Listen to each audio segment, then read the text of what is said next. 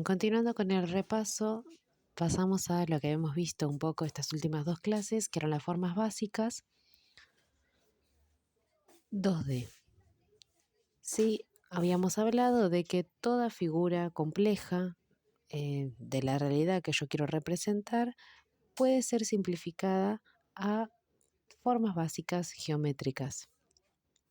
Estas formas básicas geométricas bidimensionales podían tridimensionalizarse si yo representaba primero su volumen y segundo si yo ubico una fuente de luz que proyecte algún tipo de luz y sombra sobre el objeto elegido. De esta forma yo puedo emular la tridimensionalidad en los objetos que intento dibujar, con su sombra sobre la figura y la sombra que proyectan sobre el plano sobre el que están dispuestos. Porque si hay un objeto tridimensional, lo más probable es que esté sobre un plano. Y para eso tengo que ubicar la fuente de luz. Hasta ahí era un poco lo que hemos visto. Ahora, ¿cómo hacemos que estas figuras tridimensionales se vean tridimensionales? ¿Cómo las conformo?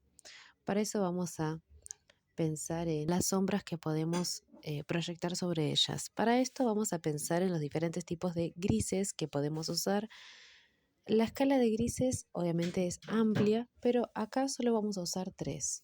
Vamos a realizar 3 cuadrados, vamos a ubicar un gris muy suave en los 3 y en los últimos 2 vamos a volver a pasar el lápiz y después en el último vamos a pasarlo un par de veces más.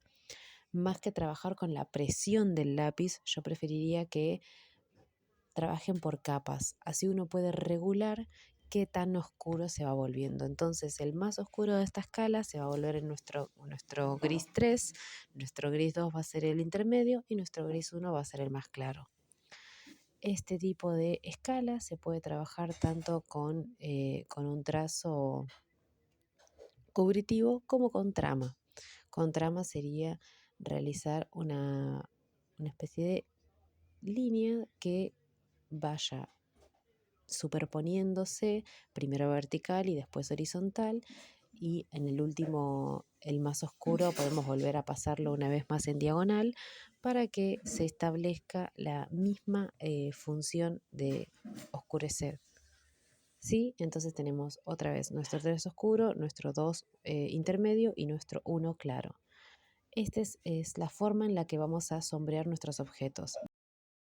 Bien, ahora vamos a pensar en las esferas para hablar un poco sobre esta tridimensionalidad. Cuando yo realizo un círculo y lo paso a esfera tridimensional, tengo que entender que su circunferencia, tanto horizontal como vertical, una especie de discos que nos permiten entender el volumen de la figura.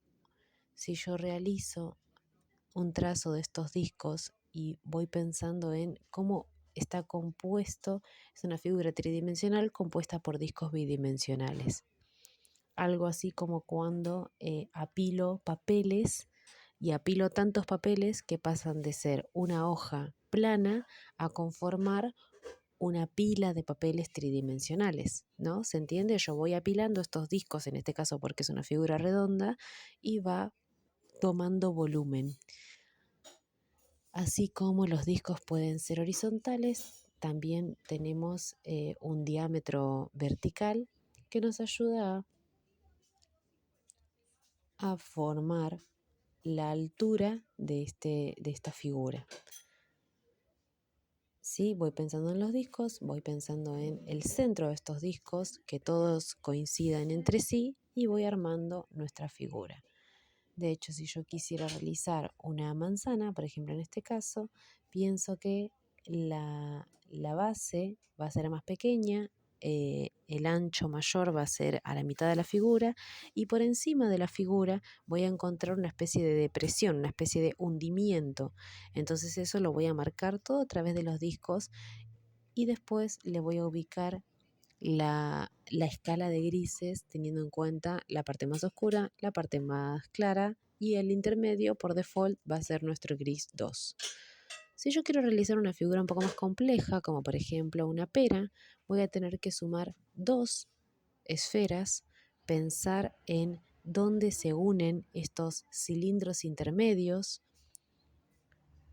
el diámetro de estas figuras horizontal y vertical, y después unirla desde los bordes para formar la figura que necesito.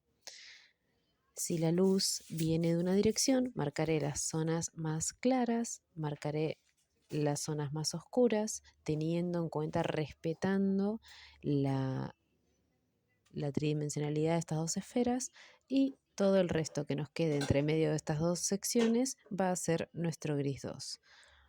Obviamente también después proyectamos la sombra que emite la silueta.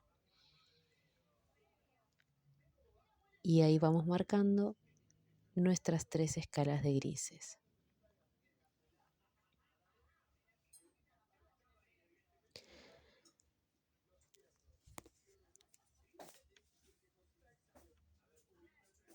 Bien, estos dos ejemplos los invito a intentarlo.